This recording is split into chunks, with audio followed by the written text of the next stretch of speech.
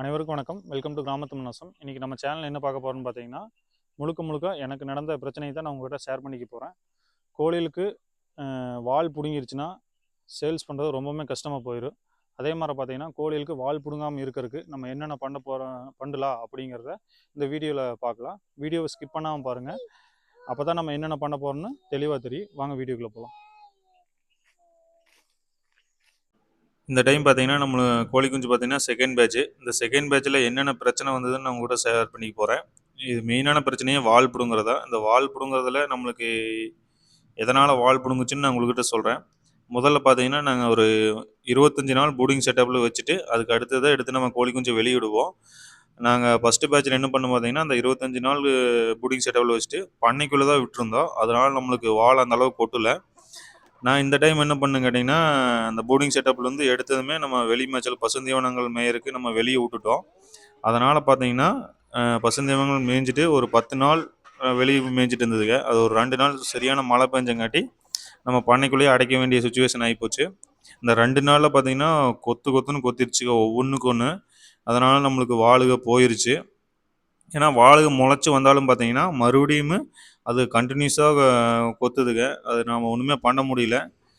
அதுக்கு அடுத்து இன்னொரு பிரச்சனை என்னென்னு கேட்டிங்கன்னா, இந்த கோழிகளோட குணங்களே பார்த்தீங்கன்னா மேலேறி தூங்குறது தான். அந்த குச்சி மேலே, ஏணி மேலே அது மேலே. இந்த ஈவினிங் டைமில் பார்த்தீங்கன்னா பண்ணைக்குள்ள வந்து அணையும் போது பார்த்தீங்கன்னா ஒன்றுக்கு ஒன்று கொத்திக்குதுங்க. என்ன பண்ணுறதுன்னு எனக்கும் தெரில. அப்புறம் பார்த்தீங்கன்னா ஒரு 5-6 கோழியும் மேலே ஏறி படுத்துச்சுங்க. சரி என்னடா பண்ணலாம் அப்படின்ட்டு பார்க்கும்போது இந்த ஏணி, குச்சி எல்லாம் கொண்டு வந்து வச்சு விட்டுட்டோம். அதுக்கு மேலே ஏறி கொஞ்சம் உட்காந்துருச்சுங்க. நெக்ஸ்ட் டைம்லேருந்து நம்ம அதையே ரெடி பண்ணிக்கலாம். நம்ம ஃபுல்லாமே அந்த கட்டை கட்டி வச்சுக்கலாம் அப்படின்னு விட்டுட்டோம்.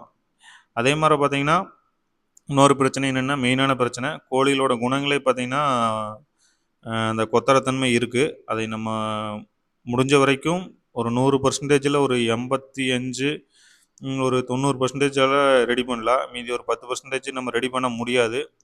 அதுக்கு நம்ம மாற்று வழி என்ன பண்ணலான்னு கேட்டிங்கன்னா, ஒரு 45 நாள்லேருந்தே நம்ம அந்த மூக்குக்கு கிளிப்புன்னு சொல்லுவாங்க.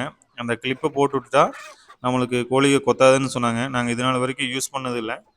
நெக்ஸ்ட் டைம் இந்த மாதிரி நம்மளுக்கு தொடர்ந்ததுன்னா நம்ம கண்டினியூஸாக யூஸ் பண்ணியே தான் ஆகணும். அதில் எந்த மாற்றமும் கிடையாது. அதே மாதிரி பார்த்திங்கன்னா அந்த கிளிப்பு போட்டால் அந்த கீழே விழுந்துரு, அதே மாதிரி தீன் எடுக்காது அப்படின்னு எல்லாம் சொன்னாங்க எங்கிட்ட. ஆனால் நான் இதில் வரைக்கும் இது பண்ணதில்லை. சரி இந்த டைம் நம்ம பண்ணி பார்க்கலாம், என்ன நடக்குதுன்னு பார்க்கலாம் அப்படின்ட்டு நாங்கள் இந்த 3வது பேட்ச் குஞ்சுக்கு இது பண்ணிட்டு இருக்கிறோம். அது இன்னும் போர்டிங் செட்டப்பில் இருக்குது.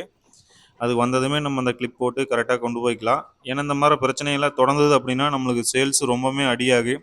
அதே மாதிரி வியாபாரிகள் பார்த்திங்கன்னா தர ரேட்டு கேட்பாங்க. வால் இல்லைனாவே அவங்க ஒன்றுமே பேசவே மாட்டாங்க.